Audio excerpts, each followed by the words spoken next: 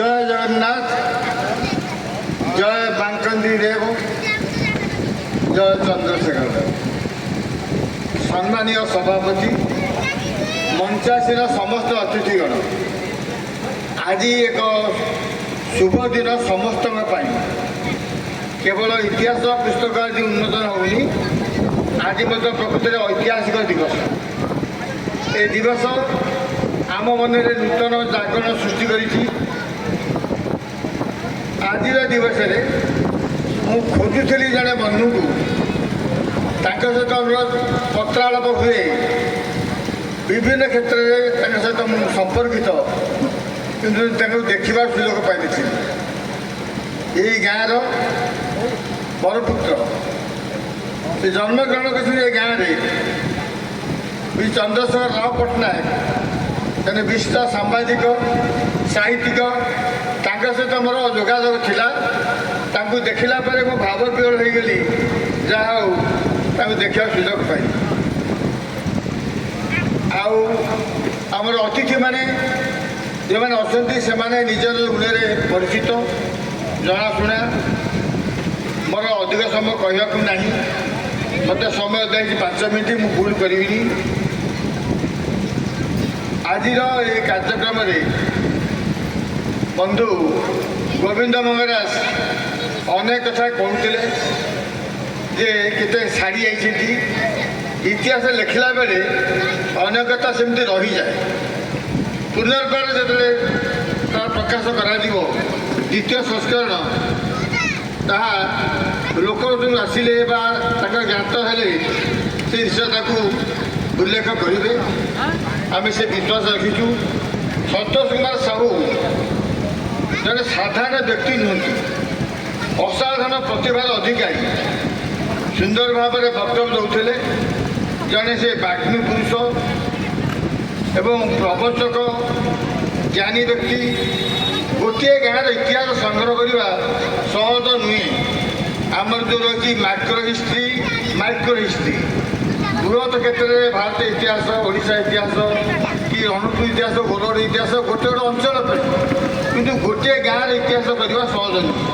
से अधिक समय लगे। ये प्रत्येक गाँव इतिहास जदि संग्रह हुए तेरे से बड़ इतिहास को बृहत्तर अंचल इतिहास को परिबुद्ध कर सिक्को इतिहास। आज आम पाठ कला बेले जहाँ कथा पूर्व कहला, ये एक आदर्श गाँ, प्रकृत आदर्श गाँ, बड़ गाँ। एवं यही गाँ भी एकदा मोर षष्ठ पूर्व पुरुषक गाँ। तो यही गाँव जो लोक जाइए गड़बाणी जिल ताकर मु षष्ठ पीढ़ लोक। एणु मु अनुभव करे ये हूँ मो गाँ। शिखपाई आम समस्ते गौरव अनुभव करुचे। समय कहीं प्रवाहमान नदी भली समय गड़ी गड़ी जाऊँगी। केतबेले कौ कथा सब समय पर निर्भर करुँची। केते रथी महारथी कलाकार साहित्यिक मझे मझे आसी जाइछथि। ताकर प्रभाव आम समाज को निश्चित भाव में उल्लसित करिछि। आमे ये जो मंदाकिनी नदी मंदाकिनी अमंदगामिनी रणपुरस्त्र वन विहारिणी, यही मंदाकिनी नदी यही कूल सिक्को अच्छी। यारी कूल गोलबाई गोटे इतिहास बाहरी से गाँ पर रमाकांत बेहरा लिखी। एवं से गाँ हूँ प्राचीन सभ्यतार स्मृति मिली। जो प्रत्यंत विभाग खनन कर पाई सिंधु सभ्यता समय से माने सभ्यता थिला गोलबाई मिलती। एणु आम से मंदाकिनी नदी कूल आम ये शिखर गाँ एटी आम चिंता करवा। ये कपिल संहिता से लिखाई मंदाकिनी नमस्तुभ्यो पुण्य जल प्रदे पुरेणु समुद्भव सर्वपापम प्रमोचय।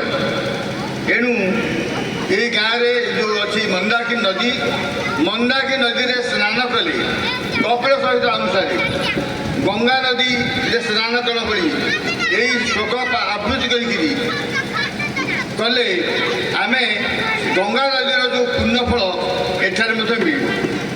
ଯେତେବେଳେ 1996 ମସିହାରେ ଯାହା କହୁଥିଲେ ଗୋବିନ୍ଦ ବାବୁ ଜାନକୀ ବଲ୍ଲଭ ପଟ୍ଟନାୟକ ଆସିଲେ 11 ନା 12ଟି ଯେଉଁ ଲିଫ୍ଟ ଟିମ୍ରେ ବସେଇଲେ, ସେଥିପାଇଁ ଆମେ ନିଶ୍ଚିତ ଭାବେ ଆନନ୍ଦିତ।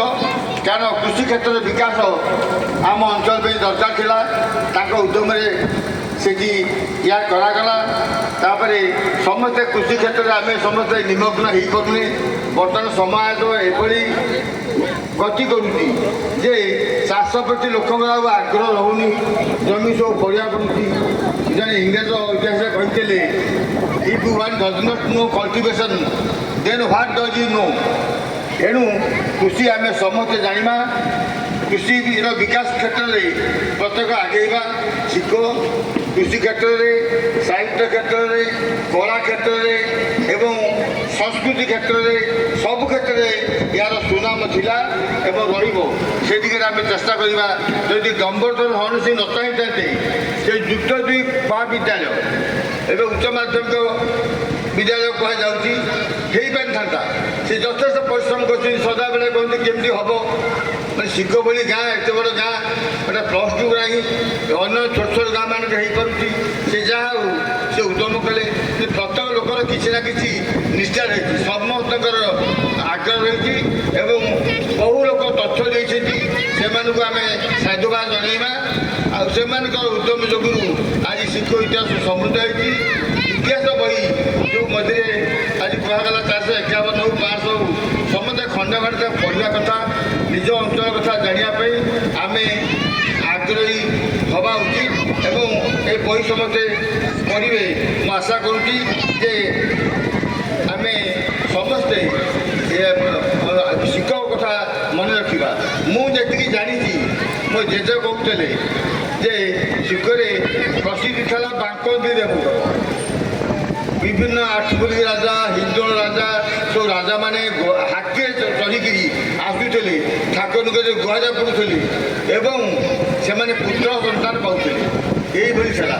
ପରବର୍ତ୍ତୀ ସମୟରେ ଆମର ଚନ୍ଦ୍ରଶେଖର ଦେବଙ୍କର ମଧ୍ୟ ମହିମା ବୃଦ୍ଧି ପାଇଲା। ସେଠି ଲୋକମାନେ ସେଇଭଳି ଭାବରେ ବର ପାଇଥିଲେ। ତେଣୁ ସେ ଯାହା ହଉ ବାଙ୍କନ୍ତି ଦେବଙ୍କର ଯେଉଁ ମାନେ ଗରିମା ଥିଲା, ପରବର୍ତ୍ତୀ ସମୟରେ ଚନ୍ଦ୍ରଶେଖର ଦେବ ହେଲା, ତାଙ୍କ ହାଇସ୍କୁଲ ମଧ୍ୟ ହେଇଛି। ଆମେ ସବୁ କଥାକୁ ରଖିଛେ ସାରିକି ଇତିହାସ ଭିତରେ ସବୁ କଥା ରହିପାରିବ ତା ମଧ୍ୟ ନୁହେଁ। ରଣପୁର ପ୍ରଜାନ ସମୟରେ ଯେତେବେଳେ ରଣପୁର ରାଜ୍ୟରେ ଗୋଟେ ସଭା ସମିତି କରିବା ପାଇଁ ବାରଣ ଥିଲା, ଖାସବାଲ ଅଞ୍ଚଳରେ 3ଟି ଜାଗାରେ ସଭା ହେଇଥିଲା। ଗୋଟିଏ ହେଇଥିଲା ସାନପଦରରେ, ସେଠି ରାଜୀବ ଲୋଚନ ପାଇକରା, ଗଙ୍ଗାଧର ପାଇକରାଙ୍କ ବାପା ସିଏ ଆୟୋଜନ କରିଥିଲେ। ସେଠି ସଭା ହେଇଥିଲା କେମିତି ରଣପୁରରେ ପ୍ରଜା ଆନ୍ଦୋଳନ ଜୋରଦାର କରାଯିବ, ରାଜଶାସନକୁ ହଟାଯିବ। ଦ୍ୱିତୀୟ ସଭାଟି ହେଇଥିଲା ଶିବକୋରେ। ଏଠି ଶିବକୋରେ ଯେଉଁ ସଭା ହେଲା, ତାପରେ ଏଠି ଆସିଥିଲା ନବୋଷ ଚୌଧୁରୀ ଆସିଥିଲେ, ମାନେ ଶିବକୁ ସେଇ ସମୟରେ। ଆଉ ତାପରେ ଟାଙ୍ଗିରେ ଗୋଟେ ସଭା ହେଇଥିଲା, ଏଥିରେ ନୃସିଂହଚରଣ ସାମଶିକାର ଏବଂ ନବୋଷ ଚୌଧୁରୀ ଥିଲେ। ଏଇ 3ଟି ଜାଗାରେ ମାନେ ଯେଉଁ ସଭା ହେଇଥିଲା, ମୁଁ ତାକୁ ମନେ ରଖିବା ପାଇଁ ସରକାର ତ ବହୁତ ଯୋଜନା କରୁଛନ୍ତି।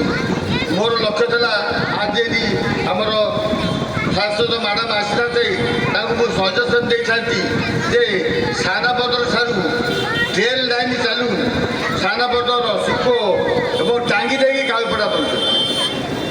ଫଳରେ ଏ ଅଞ୍ଚଳ ଆମେ ସେଇ ମାନେ ମନେ ରଖିବା, ଆମର ସ୍ୱାଧୀନତା ସଂଗ୍ରାମ କଥାକୁ ମନେ ରଖିବା। ଆଉ ଏ ଅଞ୍ଚଳ ବିକାଶ କ୍ଷେତ୍ରରେ ସମସ୍ତେ ଏକ ପ୍ରାଣ ହେଇକି ଆମେ ଉଦ୍ୟମ କରିବା। ଆଉ ଇତିହାସ ଭିତରେ ଅନେକ କଥା ବି ରହିଥିବ।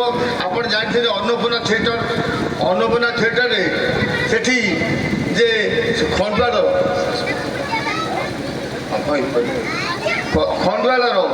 ଆମର ସେଠି ଥିଲେ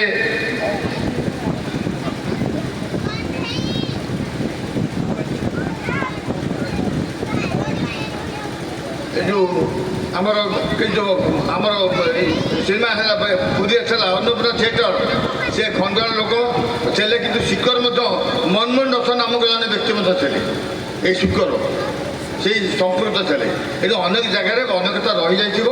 ଆମେ ସମସ୍ତେ ଚେଷ୍ଟା କରିବା ଯାହା ଯାହା ରହିଯାଇଛି ତାକୁ ସାଉଁଟିକିରି ଆମେ ତା ଭିତରେ ଭର୍ତ୍ତି କରିବା ଆଉ ଶିଖର ଗୌରବକୁ ଆମେ ସମସ୍ତେ ମନେ ରଖିବା ଆଜିର ଦିବସରେ ଏବଂ ଆଜି ସେ ବହିଟି କିଭଳି ଭାବରେ ସମସ୍ତଙ୍କ ପାଖରେ ପହଞ୍ଚିଯିବ ଯାହା ଗୋବିନ୍ଦା କହୁଥିଲେ ଭାଗବତ ଭଳି ଆମେ ସମସ୍ତେ ଖଣ୍ଡ ଖଣ୍ଡ ଶିଖ ଇତିହାସକୁ ନେବା ସାଇତି ରଖିବା ଏହି କଥା ଆମର ଲକ୍ଷ୍ୟ ରହୁ। ମୁଁ ଜାଣିବା ଭିତରେ ଆମର ପ୍ରମୋଦ ତ୍ରିପାଠୀ ଜଣେ ମଲ୍ଲିପଦର ଇତିହାସ ଲେଖି ଗାଁ ଇତିହାସ ମୁଁ ଗୋଟେ ଅଞ୍ଚଳ କଥା କହୁନି ପ୍ରମୋଦ ତ୍ରିପାଠୀ ଆଉ ଜଣେ ଭାଗୀରଥୀ ସାହୁ ଦେଉଳିର ସେ ଲେଖିଲେ ଦେଉଳି ଇତିହାସ ବହୁଚର ପଣ୍ଡା ଲେଖିଲେ ଆଳିକମା ଇତିହାସ ଗୋଟେ ଗାଁର ଇତିହାସ ରାଜକିଶୋର ବ୍ରହ୍ମା ଲେଖିଲେ ସାରପଦ ଇତିହାସ ରମାକାନ୍ତ ବେହେରାଙ୍କ ଘୋଳବା ଇତିହାସ ଭୋଲାନାଥ ପାଇକେରା କର କାଇପଦର ଇତିହାସ ଦୁର୍ଯ୍ୟୋଧନ ସାମନ୍ତରା ବର୍ଦ୍ଧନ ତୋଟାର ଇତିହାସ ଗୋଟିଏ ଗୋଟେ ଗାଁର ଇତିହାସ କେହି ଲେଖୁନାହାନ୍ତି କିନ୍ତୁ ଗୋଟିଏ ଗୋଟେ ଗାଁର ଇତିହାସ ଲେଖିଲେ ପୂର୍ଣ୍ଣାଙ୍ଗ ଇତିହାସ ହୋଇପାରିବ ଗୋଟେ ଅଞ୍ଚଳର ଏବଂ ବିଶେଷ ଭାବରେ ଜିଲ୍ଲା ସ୍ତରର ରାଜ୍ୟ ସ୍ତରର ଏବଂ କେବଳ ଇତିହାସ ଲେଖିଲେ ହେବନି ସେ ଯେଉଁ କଷ୍ଟ କରିଛନ୍ତି ତାଙ୍କୁ ସେ କଷ୍ଟକୁ ଆମେ ସମସ୍ତେ ଅନୁଭବ କରିବା ଉଚିତ। ଆମେ ଖଣ୍ଡେ ଖଣ୍ଡେ ବହି କିଣିକିରି ତାକୁ ବହି ପଢ଼ିବା ଏବଂ ସାଇତିକି ରଖିବା ଏବଂ ଆମ ଇତିହାସ ଭିତରେ କ'ଣ ରହିଗଲା ନ ରହିଗଲା ତାକୁ ଦେଖିବା ଆମର ସବୁଦିନ ପାଇଁ ସିଏ ଆମର ସ୍ମରଣୀୟ ରହିବ ମୁଁ ଆଶା କରୁଛି ଆପଣମାନେ ସମସ୍ତେ ଏ ଇତିହାସ ବହି ପଢ଼ିବେ। ଆଜି ତ ପୁଣି ବହୁତ କାର୍ଯ୍ୟକ୍ରମ ରହିଛି ଧନ୍ୟବାଦ ସନ୍ତୋଷ ବାବୁଙ୍କର ଏଇ ଯେଉଁ କାର୍ଯ୍ୟକ୍ରମ ଅତି ଚମତ୍କାର ଏବଂ ଏ ଐତିହାସିକ ଦିବସରେ ଏ ଐତିହାସିକ କାର୍ଯ୍ୟକ୍ରମ ହେଇଗଲା ଯେ ସେଥିପାଇଁ ମୁଁ ଅନୁଭବ କରୁଛି ଯେ ଏଭଳି ଦିବସ ଆଉ କେବେ ବି ଆସିବ ନାହିଁ ଅନ୍ୟମାନଙ୍କ ପକ୍ଷରେ। ଧନ୍ୟବାଦ।